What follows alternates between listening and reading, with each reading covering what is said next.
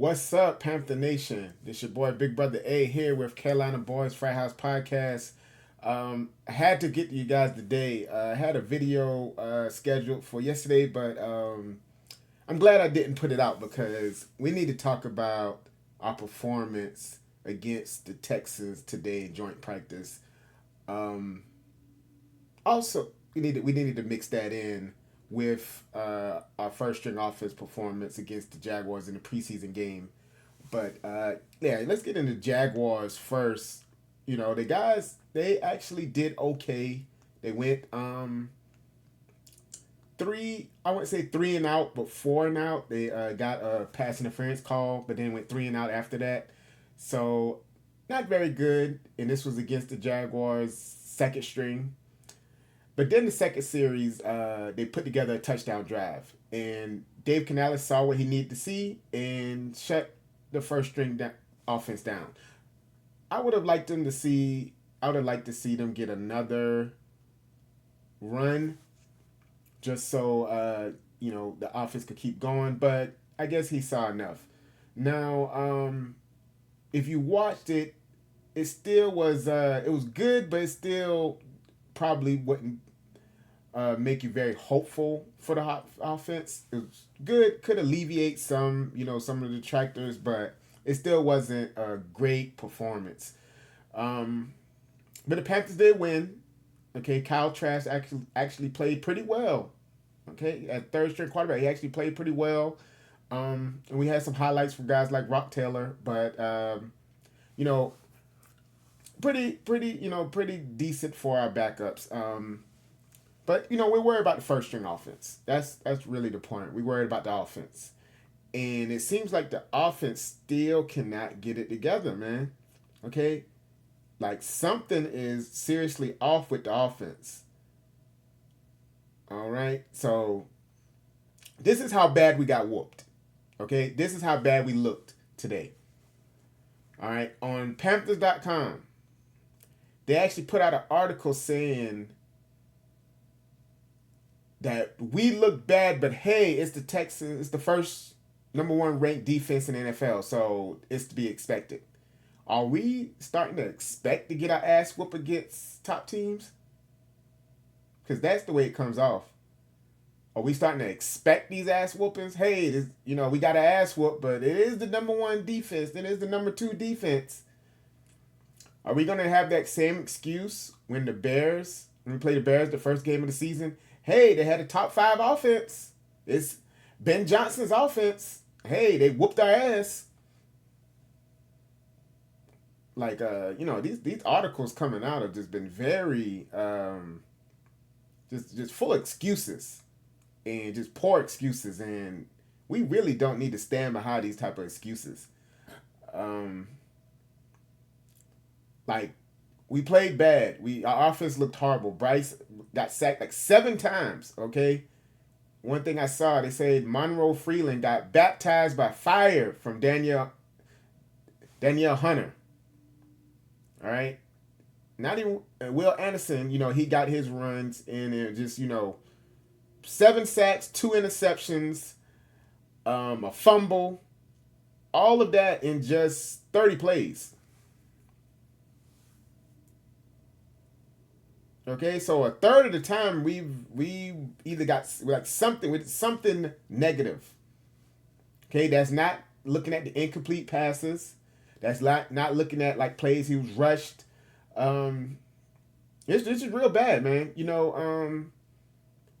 Like what, I think some people, some of us want to know what type of offense are we even trying to run? Like, what are we trying to do? So let's go ahead and let me see if I could try to help you guys out and see like what some of the problems is with the offense. So here, you see, I got this lineup. This is of the 2015 Kansas City Chiefs. Okay, this is led by Alex Smith. This team ended up going 11-5. Okay, so I believe they actually started off like 1-5, but then won 10 straight. They end 11-5. So you see guys like Jamal Charles. He actually didn't play much that season. towards the ACL and just really, never really recovered from that. So this was they had a running back by committee with Spencer Ware, with Shadrick West, guys like that. But Alex Smith sort of kept the team together. Him and Jerry Maclin and Travis Kelce, young Travis Kelce, and but like this is the style of offense we want to run. Okay, so this is Andy Reid's West Coast offense. Well, let me say we want to run a specialized version of this. So Alex Smith was able to excel in this because he was very accurate. Okay, he was very accurate, especially close to intermediate routes. He had a great receiving tight end, and he would actually target his flanker wide receiver very. He would actually target him very much, and he excelled, Jeremy Maclin. So Alex Smith was able to do extremely well in this role.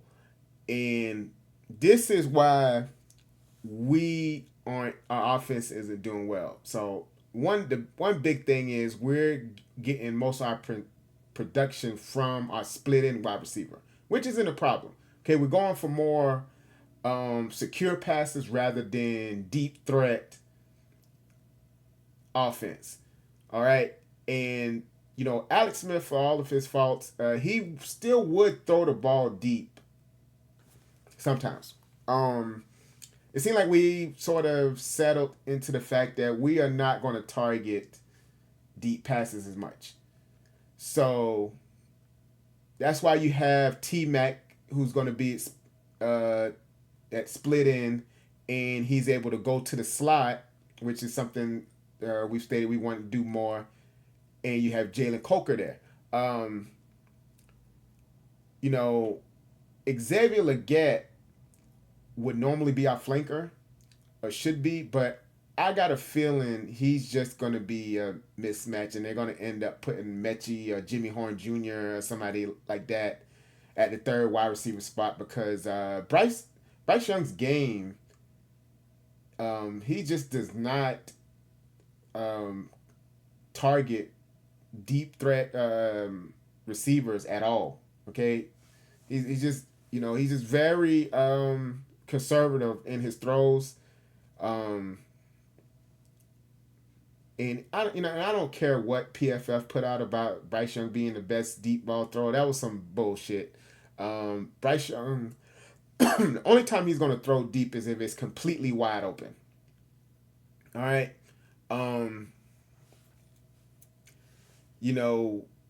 Here is the problem. Okay, so we want to run this offense. All right, T-Mac is an okay substitute.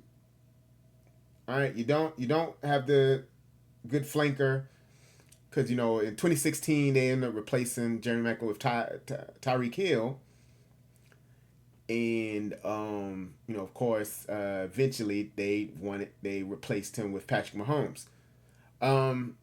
But you have T-Mac. Okay, now the running back, Jonathan Brooks and Chuba Hubbard. The problem is Chuba Hubbard is not a do-it-all running back. Okay, so he can run, but he can't catch out the backfield well. Okay, so that limits the offense. Now he's been hurt, and we know Chuba's older, so he's been hurt last year. We don't have that now. Rico Dotto actually ended up saving our offense in our season last year when he broke out, when we started, force feeding him. All right. Jonathan Brooks has to be that type of running back for this offense to excel. All right. He has to be that type of running back. And he has shown some ability out the backfield, but Jonathan Brooks still does not look quick. Seems like he's still, recovering or started slow from the ACL injuries. And he was actually our worst graded player by PFF against the Jaguars. Now, I'm pretty sure that's because of how poor his pass blocking is, which is also another huge issue if that's a problem with him. But he's right now he needs to at least be, as you see, the 74.5 PFF grade. He needs to at least be pretty good, which is a high ceiling, a high expectation for Jonathan Brooks. We need him to be good, because the big difference is, this with this scheme,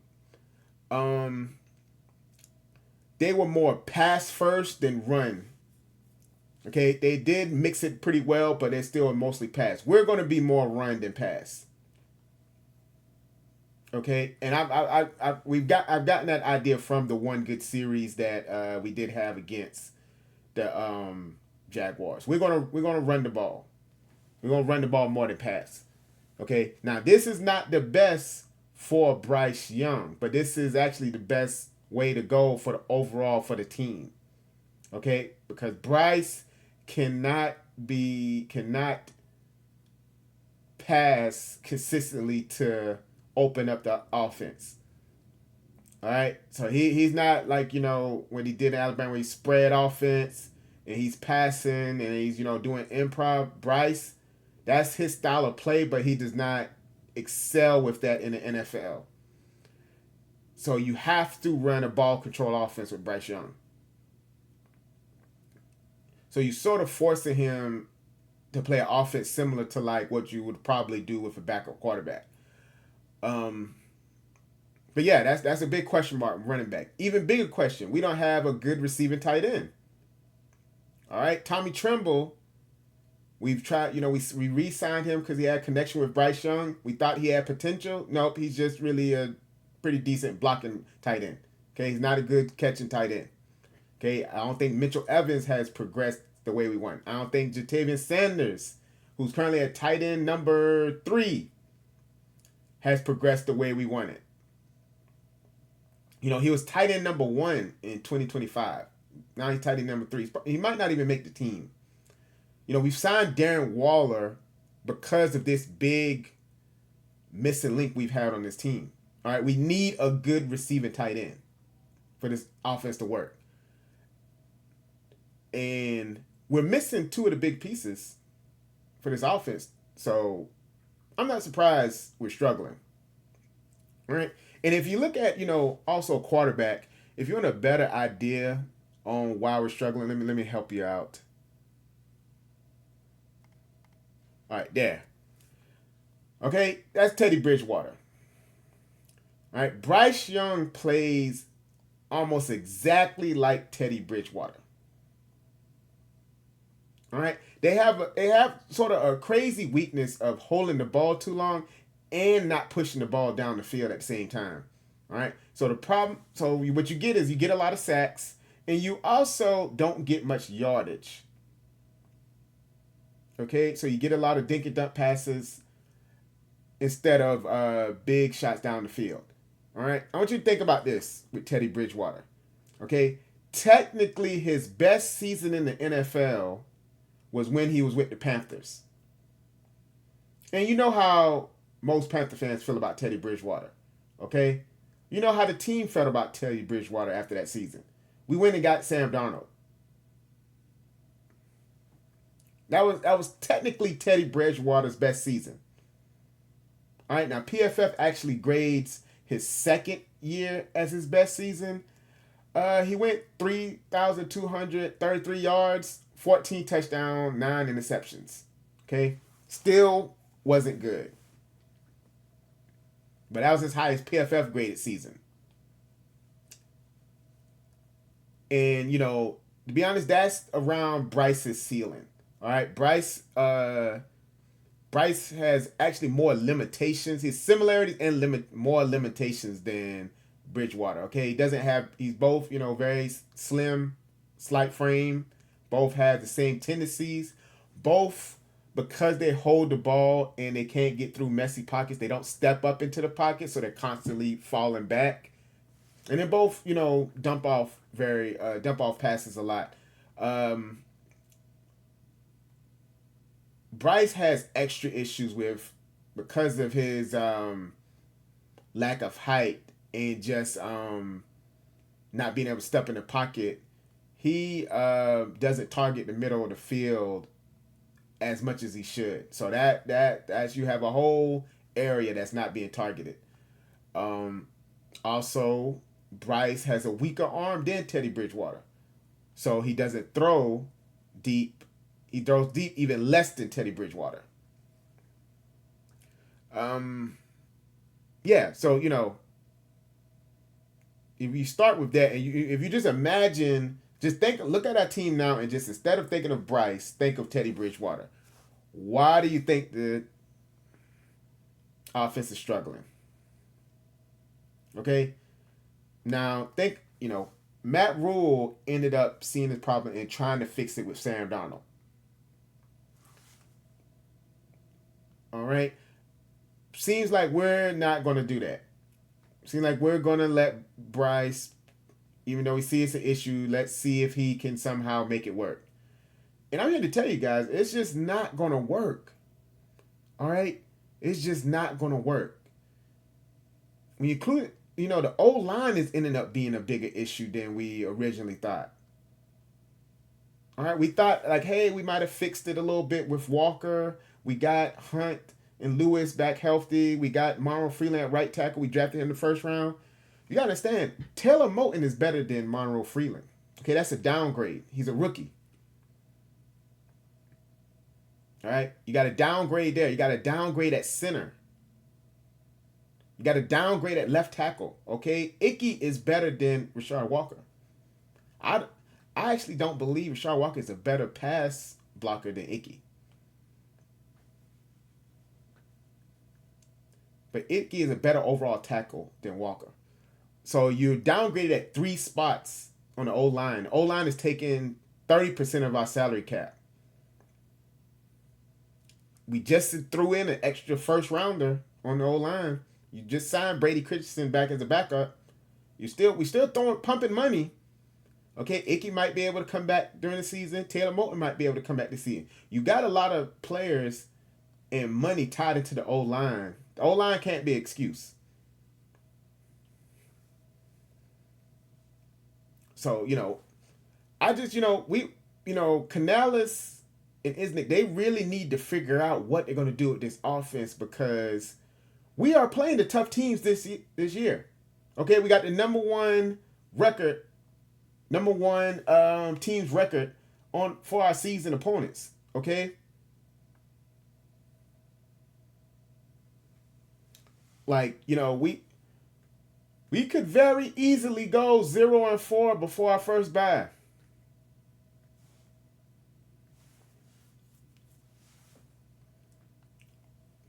Like, what is Canales isn't it going to do? What is he going to do? Is he going to fire isn't it if we go 0-4? He's going to have to if you want to save himself. But then it's like, what are you going to do that's different? I haven't seen any. The only difference I've seen is we seem like we've really tailored this offense on the run and to do play action and just do the short dump off passes. Okay, that's going to work against second string and third string. Not going to work against a top team. I saw a play against the Jaguars where it was sort of a clear out play where a wide receiver got open in the drag. So you have like one wide receiver, there's a goal route, the corner and both corners and safety went with that wide receiver, so the drag route was open. Bryce Young couldn't hit it because it was going across the middle of the field. Missed it immediately. It's one of those quick passes you usually see Tom Brady throws all the time, Julian Edelman, Wes Welker. Bryce Young missed it. Like, those type of plays aren't in our playbook because Bryce Young will not make that play. We really got to figure out what we're going to do on this offense, man. And, I'm really not looking forward to what the offense is going to throw out this first game against the Bears. I feel like it's going to be some bullshit. I feel like we're going to get spanked this first game of the season. All right, we know the starters aren't playing. All right, so, Dave Canales, he came out and said, yeah, they played 75% of the snaps this against in this joint practice, so they're not going to play in this preseason game. So what? Okay, you guys aren't ready for the first game of the season. So we've been going 1-3 every year since Dave Canales has been head coach, and it's looking like we're going to go 1-3 again, or worse. So if we're 1-3 at the bye week, do you believe we will do better at the latter part of our year? I don't think so, man. Okay, our schedule gets real rough near the end of the season. But yeah, man, we just don't have the right pieces. You're going to have to hope that Darren Waller can come in and help at the tight end spot. We're going to have to hope that Jonathan Brooks can become a very good running back immediately. Okay, he's going to have to do that, not Chuba. Chuba will be decent. We need Jonathan Brooks to be great. And, Jalen Coker, he's going to help out. Albert Wilson and Chris Conley, they were not good wide receivers. Jalen Coker is going to be a better complementary wide receiver. And I think Xavier Legette is going to struggle with his connection with Bryce. But we need to put somebody maybe like Mechie or somebody else that is more quick and maybe able to catch at the third wide receiver spot. But guys, tell me what you think. Just like and subscribe, and then just leave a comment saying like, hey man, what do you think the problem with the offense is? All right. Peace.